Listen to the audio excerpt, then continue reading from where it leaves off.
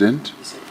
I now would like to call upon the Honorable Minister of Foreign Affairs and International Trade and Worship of Argentina, Ms. Pablo Quirino Magrain.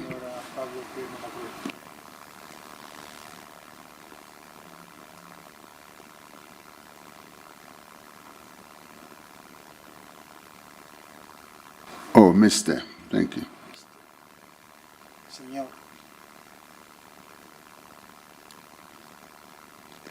Is it switching on? No? Looks like somebody wants to silence you.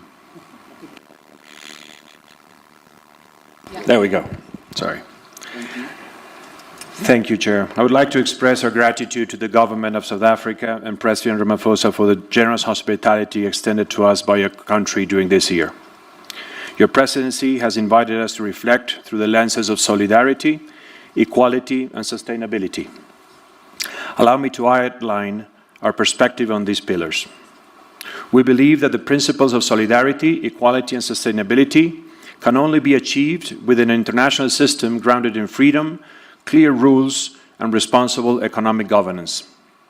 Economic growth remains the foundation for job creation, investment, and resilience in our economies. Such growth depends on policies that promote stability, innovation, and private sector development within a predictable framework grounded in the rule of law and a market-based economy, as highlighted in the G20's foundational declarations. Argentina has learned firsthand that long-term growth is only possible when supported by sound public finances. Fiscal imbalances contribute to inflationary pressures, limit investment, and erode economic confidence. Addressing these imbalances through responsible fiscal management and expenditure control is critical. In this context, solidarity can only be effective when growth rests on a stable macroeconomic environment, a legal order that protects private property, and clear rules that expand opportunities for private sector development and all individuals in our society. Associated with this is equality of opportunity, which is both achievable and desirable when grounded in the principle of equality under the law. Achieving this requires structural reforms that foster solid institutional and regulatory frameworks, laying the groundwork for markets to function efficiently, attract investments, encourage job creation, and boost productivity. Equally important is creating opportunities through education, which serves as a powerful equalizing tool and equips individuals with the skills needed to fully benefit from these economic reforms. Technology is a strong ally in this effort. We must maximize the opportunities it provides while mitigating its risks. This includes fostering digital transformation and ensuring that job creation aligns with the needs of the future economy based on the upskilling and reskilling of labor. It is therefore necessary to design policies that facilitate investment by establishing conditions for the development of a market policy, vocational training, and education for work that facilitates growth, the creation of wealth, and quality jobs, accompanied by labor flexibility policies. Development policies must be directed toward creating an environment that encourages private investment by reducing risks and taxes, protecting individual property rights, ensuring predictability, and enabling all people to pursue the success of their ventures based on merit, effort, vision, and innovation. When the foundations of growth are respected, solidarity and equality of opportunity become achievable and sustainable over time. Distinguished Chair, esteemed leaders, finally, I wish to draw to your attention to the draft document circulated yesterday.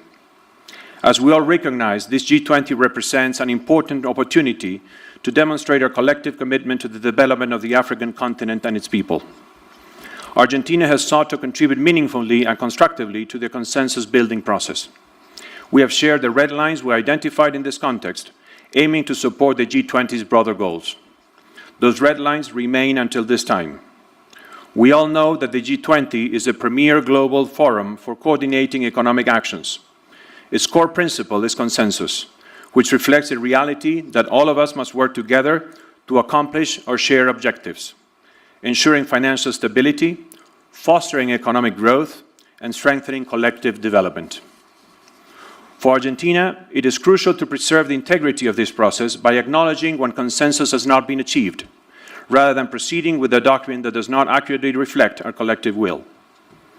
Moreover, we're deeply concerned with how certain geopolitical issues are framed in the document. Specifically, it addresses the long-standing Middle East conflict in a manner that fails to capture its full complexity. By focusing on a single dimension of a specific territory, it overlooks the broader regional context, the international recognition of different entities, and the structural causes of the dispute.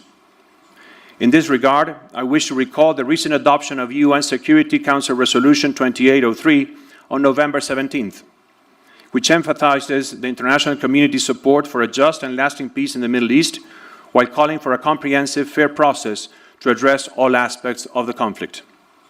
In closing, Argentina, although cannot endorse the declaration based on the aforementioned discrepancies, remains fully committed to the spirit of cooperation that has defined the G20 since its inception.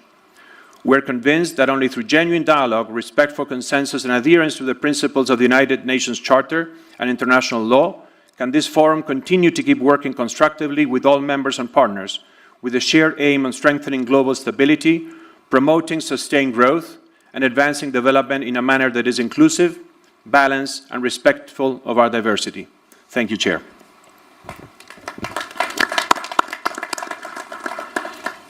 Thank you very much, Minister. We note with deep respect the views expressed by Argentina.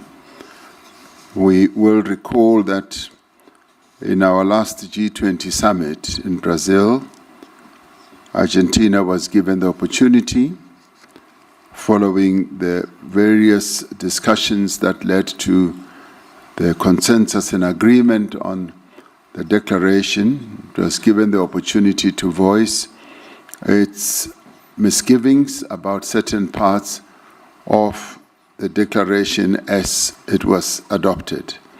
And similarly, we have given Argentina the same opportunity, that they should, in their presentation, be able to raise issues that they are concerned about. We should take courage in knowing that that does not, in the end, mean that the declaration is nullified or rejected.